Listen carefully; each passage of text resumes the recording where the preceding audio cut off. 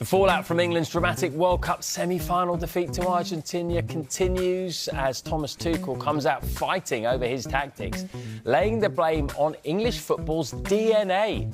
A deflection, perhaps, following their late capitulation in Atlanta? Rob Dawson has the latest from Kansas City. England's players flew straight back here to Kansas City after the defeat to Argentina in that World Cup semi-final. They'll wake up today knowing they've got to train again, they've got to rouse themselves again and get ready for a third and fourth place playoff in Miami tomorrow night. It might sound like a game that they don't want to play and that nobody back home is interested in, but in truth, England could win that and beat one of the powerhouses of world football in France and finish third in a World Cup. That'd be the highest finish in any World Cup since 1966. So still an awful lot at stake, I think you have to say, from England's perspective. They've got to rouse themselves, they've got to try and lift the mood, although actually that falls to Thomas Tuchel, the head coach. And I wonder whether his words that we brought to you on Sky Sports News last night are still ringing in the ears of the players. Remember, he said, it's not my tactics that we got wrong against Argentina when I went to 5 at the back with more than half an hour left. It was the problem of the England players who were too passive, and a problem with the England DNA that England's players are unable to keep hold of possession at times when they are under extreme pressure. Now, that will lead to an awful lot of criticism, I'm sure, those comments from Thomas Tuchel. Remember, it was his decision to leave possibly England's most gifted, talented footballer, gifted technical footballer at home in Phil Foden, and also Trent Alexander-Arnold, who I think most people feel is England's best passer. But Tuchel did say those words still with the emotion of the game ringing in his ears and in his heart. It was still while he was in Atlanta, still inside the stadium. He said he wanted to reflect and look at the data, so I wonder if he's got a different view right now. We'll hear from him again in the early hours of tomorrow morning in the pre-match news conference ahead of this France game. Those comments, I think, will be very, very newsworthy and very, very worthy. Before that, though, we'll see the England squad train for the first time back here in Kansas City, about tea time, your time. How does the mood look? How is the attitude of the players? Have they managed to shrug off that semi-final defeat when we saw them after the game looking so absolutely broken? Can they go again just a couple of days later in Miami? It's going to be a big call for them, and a lot of it's going to fall on Thomas Tuchel.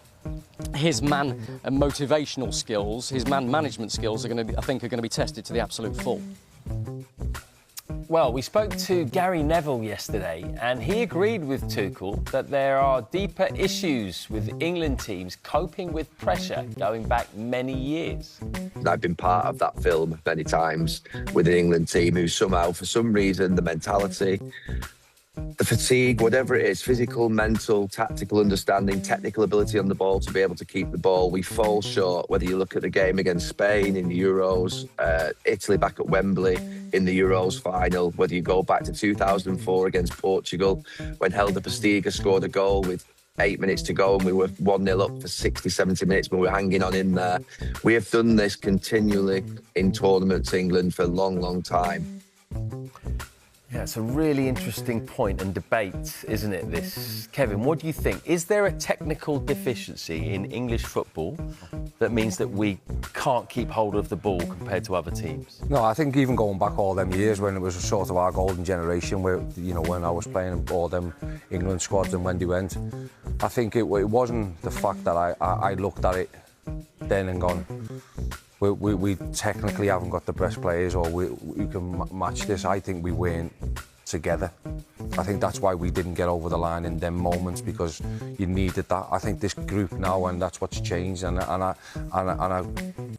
give Gareth Southgate the absolute maximum praise for that, for getting England to where players come together now and they all want to play for England. They want to, because I remember not really being bothered that I wasn't in any squads at that time.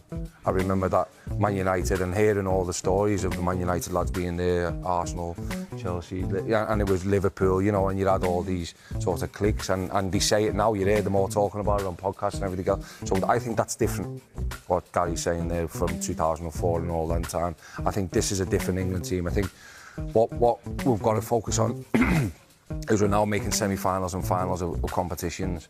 We brought Thomas in to get us over that line, and he hasn't been able to do it in this competition. Now, as I said, I'm trying to sort of look at it and benefit of doubt, and when you sort of manage his head in terms of he's new to that sort of type of football, tournament football, being in it, the pressure. He probably hasn't felt pressure like he has in the last 7 weeks. So, you know, as he's sort of in that moment, because it's quite interesting in his statement there, and obviously, we've just said there, it might be because he's quite emotional, is that he said, you know, he didn't feel that he could help on the pitch because it was the players trying to help them by giving them opportunities to sort of help them in defence, to get them out and everything else. But I think he probably feels now, when he sort of reviews it, that he sort of lost his way as well, because it looked like, from everybody's point of view, and you know, it's not hard to see, that we were going to be happy to sit in from that 85th minute. He talks about from the 70th minute. I think if you look at the other bench, and we were talking about it off air, and what Scaloni did, he reacted to the fact that, okay, we're going to throw, you know, caution to the wind here because we need to get a goal. And then when he's seen no action coming from the English bench, I think then, you know, he's gone again and gone, okay, we can go and get our goal scorers on the pitch, and you know, and inevitably that's what's won them the game. So you're talking about two managers who've reacted in the final 30 minutes. One not so well, and obviously that's why he's probably getting all the. But we've got to also praise Scaloni for what he done in them final 30 minutes to get his team back, because I believe that's why they got back in the game, because of his confidence to go right, well, and his positiveness to go on, take it to England and keep peppering them till they break, and we did finally. So basically, Tuchel's defence here, Dave, is. Wasn't me, you know, like it was the players who dropped deep and couldn't keep hold of the ball. I mean, can argue it doesn't help when you have 6 defenders on in your 11. But this is an issue that's been there before. You've been taking a look at the possession that England have had in the games where they've been knocked out at recent tournaments. Yeah, I mean, let's have a look at it, shall we? Because the game against Argentina the other night, England finished with 36% possession across the game. You look at the European Championships final against Spain there, this is the last 5 major tournaments. England finished with 37%. Now, the only one that England finished above 50% possession was the World Cup last time around against France. Now, England were chasing the game in that scenario, so you would expect them to have more of the ball. And I think, you know, a lot of people came away from that France game thinking England were actually a little bit unfortunate. Obviously, Harry missed that very, very late penalty. And that was the one where there was question marks.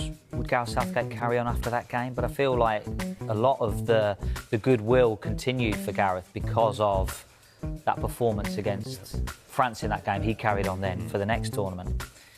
And then, of course, you got the Italy game where England went ahead so early, and then as the game wore on, it was further deeper. So I think, I mean, look, possession, you know, you have to put into context of the game and the game state at that point.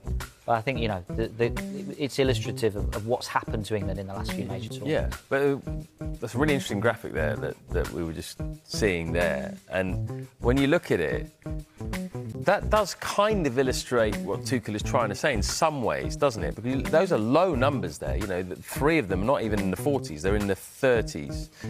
And of course, you can win a game like that, you know. But it possibly makes it harder.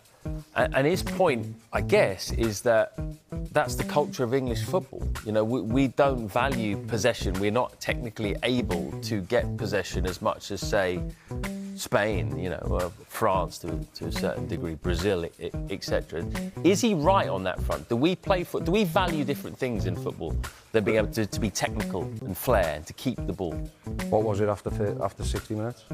Well, that's the thing, isn't it? That's the key. That's the key. So after 16 minutes, when they were going toe-to-toe and England went 1-0 up, it's not when you go 1-0 up, as a player sometimes too, you go, oh, we've a sit back a bit, I'm a bit more defensive now, and we can sort of hold on to this lead. So you then it takes it away of all your, you know, attacking responsibility, and I think, but with the substitutions, that's what I feel that after 60 minutes, I'm sure it would have been 50-50 or maybe probably more in our favour. But to go then 12% after 30 minutes, that's nothing to do with the lads who are on the pitch. Well, it is to do with the lads on the pitch, don't get me wrong, but it's a message what you're sending on to your players as well.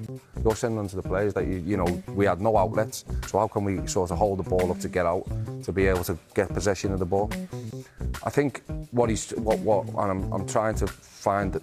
But sorry, if there's no outlet, is that because Harry Kane or the other forwards are not getting up the pitch by their own volition, or is it Tuchel telling them to sit too deep? Well, I feel when you put a defender on for what was our probably best attacking outlet within the game, when Anthony Gordon and Jed Spence down that left-hand side, I thought that was probably our best outlet for the first 60 minutes. You know, I know the ball comes in from Rodgers later on, and Anthony gets in and scores a fantastic goal, and you feel that's it. And I think that's where we could have kept on hurting them with, you know, pacing behind. They had the two centre halves on the yellow cards. Tagliafico's not the best left back in the world, but, you know, does a real sterling job and good job.